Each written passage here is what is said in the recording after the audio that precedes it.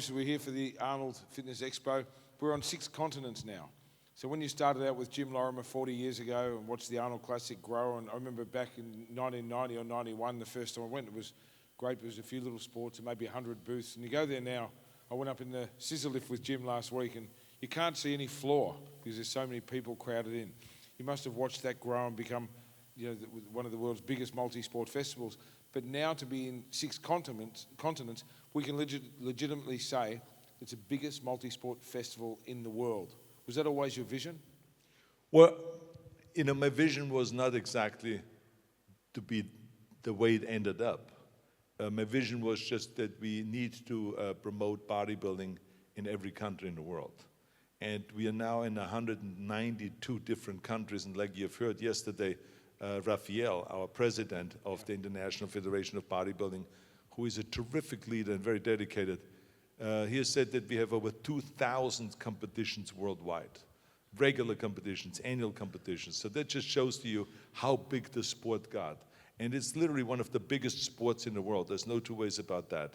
And but what we wanted to do and what we saw as time went on and as our competition in Columbus, Ohio got bigger, and we ran the Mr. Olympia competition, and Mr. Universe, Mr. World, Mr. International, Miss Olympia, and all those competitions, and eventually turned into the Arnold Classic.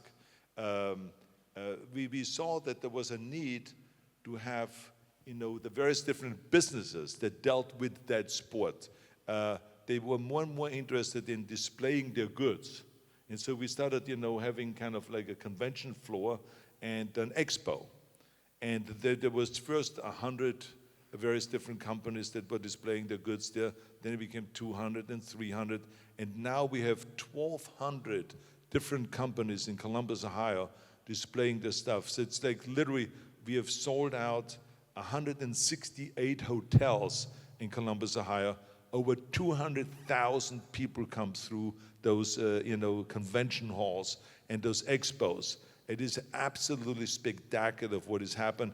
And so it became so popular that I felt like we should do the same thing with that same formula in other continents. So we felt America, that's great to keep it in Columbus, Ohio for North America. But we then said, let's go to Europe. And then, of course, Rafael Santoya was the perfect man who has been organizing championships in Spain regularly, the Mr. Europe competition, Mr. Spain and all this. So we said he should run the Arnold Classic Sports and Fitness Festival. And we started becoming more and more inclusive because we felt like we shouldn't just celebrate bodybuilding, but we should celebrate any activity that anyone wants to do. But we want to promote just for people to get off the couch and to go and exercise every day. And so this is why we had, cheerleading join us, football join us, baseball, swimming, track and field, martial arts, all those various different styles, 16 different styles of martial arts, including UFC, boxing, and everything has joined us. We now have in Columbus 56 different sports with more than 18,000 athletes. So the Olympics, so have 12,000 athletes. We have in Columbus 18,000 athletes competing in various different sports. So it's like gigantic. So we are duplicating the same thing. And so now we have it, of course, we had it in Spain, and that has grown tremendously. Then we went to Rio de Janeiro for the continent of South America, and that has grown and has been booming. And now then as the fourth country, or the continent is Australia, and you have been doing a spectacular job here. And so we felt like by 2016, we should have all 6 continents, and that included Asia. So we're in Hong Kong this year for the first time, and then we will be in South Africa for the continent of Africa. We will be in Johannesburg, and we do that together with the government there, and it will be a huge, huge event in May, end of May. So this is really booming. We're now in 6 different continents. I have never envisioned it to get that big, but I'm so happy how well this has gone and how there is no downside. The people that are displaying their goods here at the expo, they just love being part of the Arnold Classic Sports and Fitness Festival because they sell an enormous amount of goods and they make great contact. And then, of course, for us it is great because with that money that we make in our various different expos, we can then afford to bring the athletes in and the judges and to bring everything, pay for some of this stuff because it's very expensive to hold these competitions. And neither of us, if it's Jim Lorimer or Bob Lorimer, or if it's you or anyone else, none of them do it for the money, so to speak. So if we make a profit on it, that's great. If not, doesn't matter, because to us the most important thing is that we make the sport grow and we make the industry grow. And of course, the whole industry, the food supplement industry, is at its peak, and also the clothing industry and all that stuff that surrounds our sport is just booming. So we love that everyone is enjoying it and everyone is successful at the same time. And what's great about it, Arnold, is that you have come the full circle. And I said this on stage briefly last night, but you never forgot where you come from or for your passion for bodybuilding. And people say, well, why do you really need bodybuilding at the Arnold Classic? I said, absolutely, that's what it is. And we build everything from bodybuilding, and Arnold's really, really true to that. So I think it means the world to your fans all over the world that you didn't forget us. With all your success with movies and in politics, you could have easily walked away from Arnold Classics and bodybuilding and said, I've had enough. But you went the other way and said, now I've got some spare time after government, I can really, really take this worldwide. And of course, if you have that effect in North America with one great expo, and you do that over 6 continents, and it's 6 times more people that we can affect with your fitness crusade. So on behalf of everyone, I just want to say thanks for being you, Arnold, and just giving back to bodybuilding, because you're still here. Yeah, thank you. We might give you guys an opportunity to ask some questions, I think.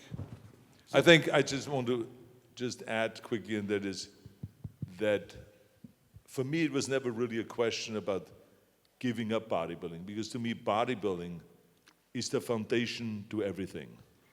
I mean, think about it, that I think through bodybuilding I got to come to America. Through bodybuilding I learned about how to train and how to really be successful. I mean, you learn this from the sport, that hard work makes you successful. Not listening to the naysayers makes you successful. Working your butt off makes you successful. There's no shortcut. You got to work your ass off. You got to work. As I always say, there's 24 hours a day. We sleep 6 hours, then you have 18 hours available, and there's always time to train.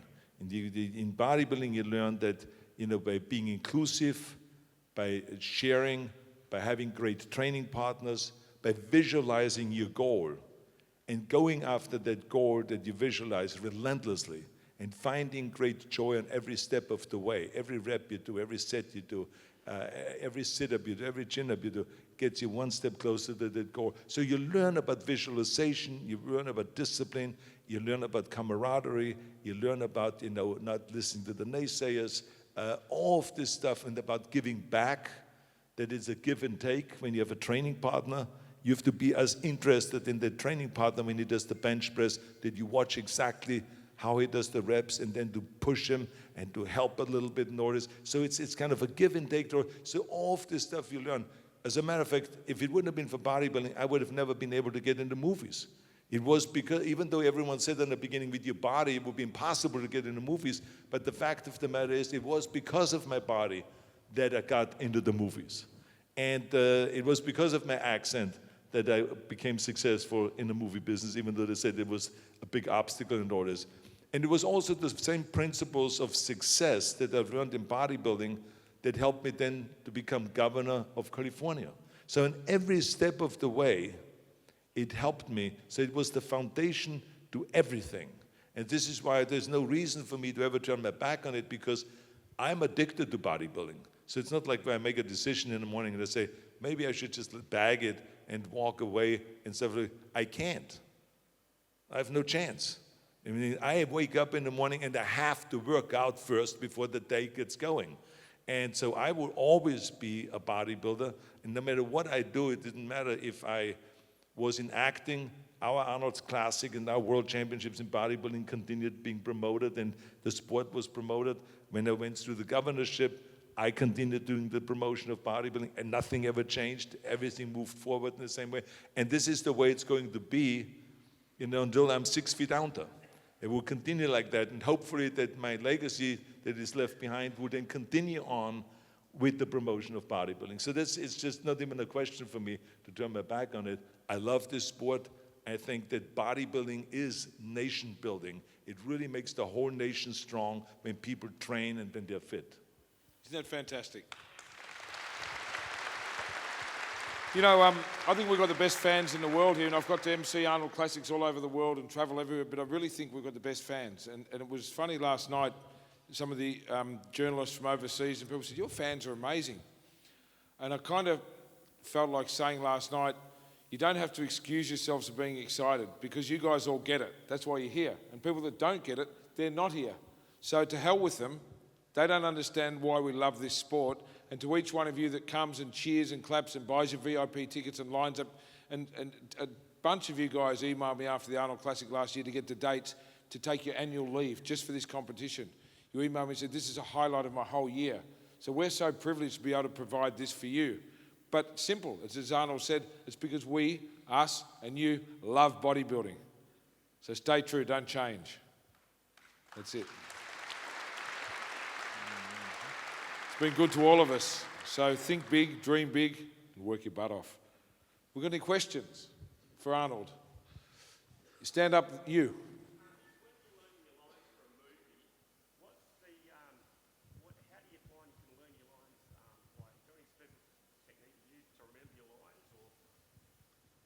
Yeah, well, the question was, how do I learn my lines for a movie?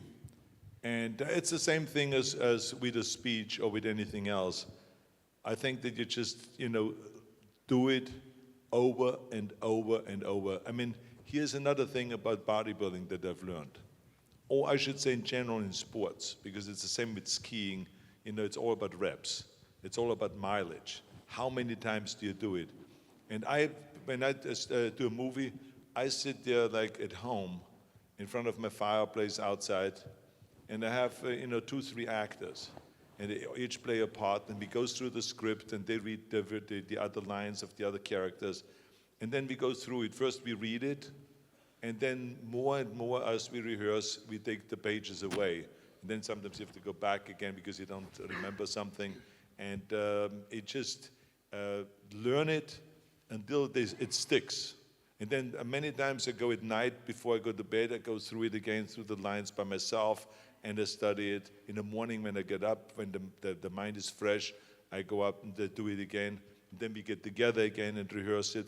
And then when the lines really stick, and you can then put the script away and you know the whole script by heart, that's when you then start getting into the actual character. And then you start doing things, because the most important thing and the most difficult thing actually in acting is not to just remember your lines, but to do things while you're saying the lines. So, so for instance, you have a scene in the kitchen, and it says, that you're taking the vegetables out of the refrigerator, you put them into your blender, you put some water in there, and you put a little bit of whiskey in there, and you mix it up, the thing. Now you go over there and you start putting the steak and a broiler and all this stuff. So while you're doing all the dialogue, you're doing all of this stuff, that's when all the dialogue immediately starts falling apart. So this is why you have to now practice and remember, what line do you say when you take the steaks out? What line do you say when you put it then on the grill? What line do you say when it's finished and you take it off the grill? Why? Because when you actually film the film, you have to exactly know all of those moments, because they do then close-up shots and wide shots and medium shots and all of this stuff, and it all has to edit together. You can't just say the lines in different moments, otherwise it doesn't edit together. So this is why it gets very tricky. And you have to just practice it and rehearse it over and over. And it's fun to do, because it's a real discipline, and it makes your brain cells really work and active. And that is very important, as we get older, you really want to stimulate those brain cells and always use them so they stay active and they stay alert, and therefore you keep having your memory. All right? Good. We've got a question down the front here, no, red, orange. Hi, Arnold. I would just like to say that what you're saying about those who are physically or mentally disabled means so much to my family and I, because my mother was into fitness a lot. She loved fitness, but a few years ago she had an accident and lost her entire arm and leg, and lost all of her self-confidence, and just didn't want to do anything really. And thanks to my Dad's experience in bodybuilding and his idol, yourself, has inspired her to get back up and start getting fit again. And now she's swimming, and she'll swim for an entire 2 hours. And I think what you said about that is, I'm going to tell her tonight, and I think she's really going to probably have a few tears and just know that that's going to mean so much to her. Well, thank you very much. Yeah. It is a great story, really. And I did want to say one other question, if you're allowed to say, what's happening with Conan? Well, first of all, let me just say that it's incredible what your mother is doing. And we in Columbus, for instance, there is a CrossFit event, competition. And I walked in there, and there was like 15, 20 guys and women that amongst those hundreds that were competing, that had an amputated leg and kind of a metal leg on one side. One guy had no arm. Everyone had something, every one of those 20, 25 people had something that happened to them, and some trauma of some sort. Some of them veterans from the military, they came back from Iraq or Afghanistan, they were blown up and lost their legs or whatever. And they were there lifting. And when I saw that this guy with one, amputated leg and with just a metal leg there was cleaning and pressing 315 pounds. I mean, I just looked at that. I remember I did a Snapchat of it. And then another guy walked over to the 315 pounds. He only had one arm. And he cleaned the weight with one arm, 315 pounds. With one arm, he missed it and he dropped it. So I went around and did Snapchats of other guys, because I was just fascinated by the unbelievable strength that this guy had. Then I went back to him again, to this guy with one arm. And now he cleaned the weight, and he came up, went down into a squatting position, held it with one arm, 315 pounds, the long barbell. How he balanced it was beyond me. But he came up from a squatting position, came straight up, and then he dropped the weight. And he was finished with his lift. So to see those kind of things, so this is why I say that when people have those kind of dramas and accidents and whatever it is, illnesses, cancer, whatever it is, where they lose a limb or whatever, and then you give them the opportunity to go and train, and you inspire them, and you show them that they can set new goals and they can continue. That doesn't mean that they have to stop. It's a whole different ballgame. But we have to give people the opportunity. That's why I say we have to make the gymnasium accessible, with a wheelchair. We have to make, a training available for people like that, so that they can come in there and exercise and train the same way as everyone else does, and have trainers available that are skilled in those kind of things. So to me, the beautiful thing is to make it equal for everyone, that everyone can participate and everyone can have fun with the whole thing. And so it's great to hear the story of your mother. It's great to see that firsthand, the kind of things that I see when I travel around the world, and I see those courageous men and women that have had their accidents and had their problems, but they continue on with that same will, with that same kind of fire in the belly. I just love that. But we have to give them the opportunity. That's the key thing. All right? Thank you so much. That'll make so much. We've got this guy And here now with the let me microphone. just answer the question. Conan the Barbarian, the next Conan will be done. And it is just a matter of time now, because they're fine-tuning the script. It has taken much longer than I thought it would, because there was a change in leadership at Universal Studio that owns the rights. But everyone is enthusiastic about it, so it's just a question of now really finding a start date where we can go and shoot it. Okay? Do you know where you're going to shoot it? Are you going back to No, Madrid? Or? not yet. It could be Spain, but it could also be Bulgaria, wherever, they always look for locations that are the least expensive to shoot. You've got a microphone. Ask the question. Hello, Arnold. You're obviously, this is a bodybuilding related question. You're obviously a massive fan of aesthetics, small waists and vacuums. My question is, how come there's still pregnant turtle bellies winning the Arnold Classics? Well, I mean, as you know, we have started that war against the stomach. And I think that we have made great progress in that area. I think that you've seen that those that were really well known for having a big stomach sticking out now have much less of a stomach sticking out. I think that we have brought in the category of in judging, which is the posing routine, which is all part of controlling your stomach and controlling your muscles. And as you could see yesterday, for instance, the bodybuilders had to hold their poses much longer than in the old days. And they're judged now based on their posing experience and their posing routine. And that's why someone like, Kai Green wins the competition because he has the most spectacular posing. So you add now the points for the physique and the points for the posing together. And that's when you can, with a body that actually is maybe less than the other guy's body, but with the posing, when you have a spectacular posing routine, you can now win the competition that way. Kai Green, of course, had a fantastic physique and also had a fantastic posing routine. And he still is struggling with controlling his stomach. He's the first one to admit that, but he's doing much better than in the past. And he was definitely the best on the stage yesterday. I'm very proud of him, how well he has done, and how well he has progressed. And I think when you read Reddit, I don't know if you've gone through the Reddit viewers, they will overwhelmingly have approved the victory of Kai Green yesterday in that competition in the Arnold's Classics. I'm very happy and very proud of the judges, the great job that they have done. I'd second that. And I think we discussed this in Columbus. As you said, nothing happens overnight. And by you speaking out and making these changes, it's evolving. It's heading in the right direction. The guys are definitely working on their transitions and their control and on their whole, not just their posing routines, but their mandatory poses. As Arnold said, we've said to the judges, make them hold the pose a little bit longer. And this is forcing them to practice.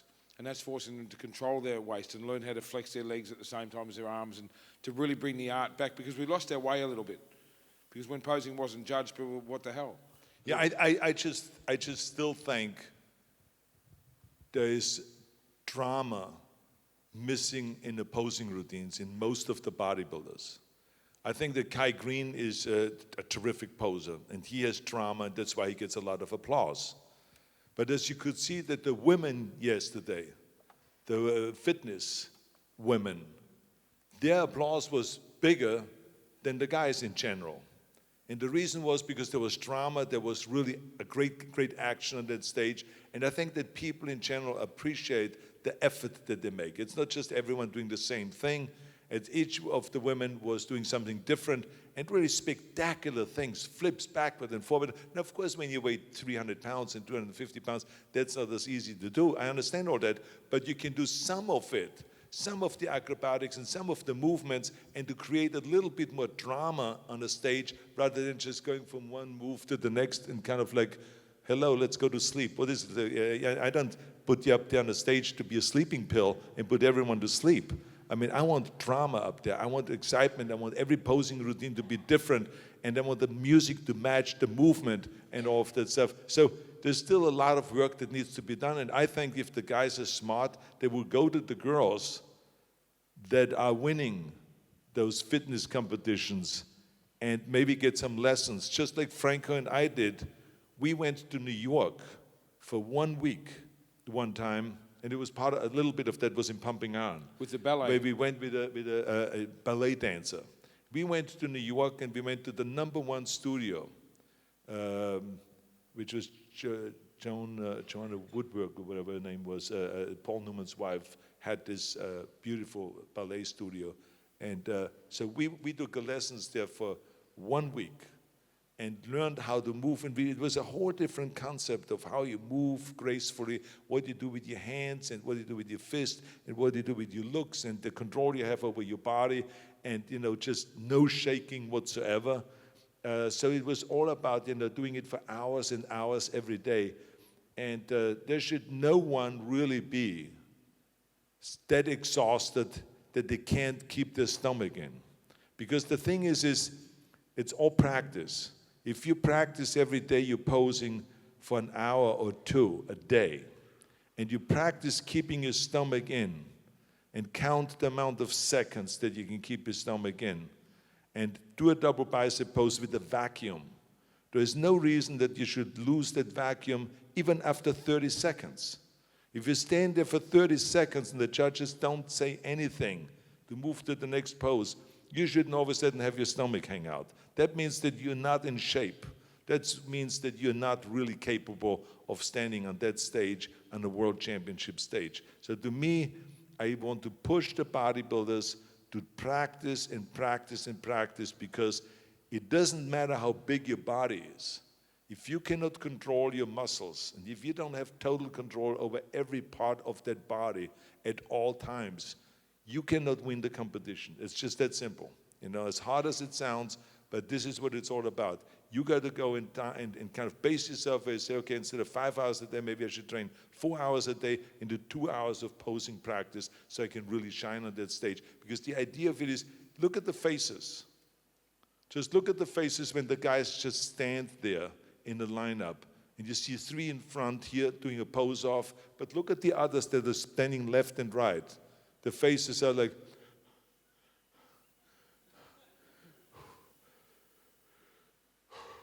you know, and they're going through all this trauma. Why? You got to stand over there, have your abs flexed, have your thighs flexed, and stand there like this, look, have a good time. But look, at all times you're the champion. That's how you sell to the judges that you have total control over this situation, and that's how you become a champion. The more you have that, the better it is. And so this is why I urge the bodybuilders, practice, practice, practice. But somehow it doesn't always go into their head, but eventually it will, and especially now since we have included the posing as part of the judging procedure. I think it will push them much more in the direction of, practicing the posing, because you could actually lose a competition by having the best body, but not maybe being able to display it as well and present it as well as someone else did. Arnold, thank you. We've run out of time, and we've got a whole expo to walk through. In fact, they're waiting to do the men's overall awards for the amateurs to see who wins their pro card, and we're going to walk through the equipment expo and through there.